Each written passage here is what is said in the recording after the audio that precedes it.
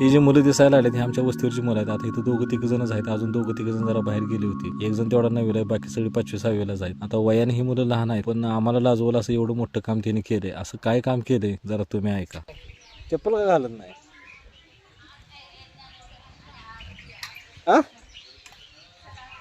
पजा काय रे? काय बलिदान मास पाळलाय, मग अभिमानानं सांगायचं, लाजायला लागलाय. चप्पल घालून चप्पल तो पण बलिदान मास पाळायस काय? आपली चप्पल घालून की.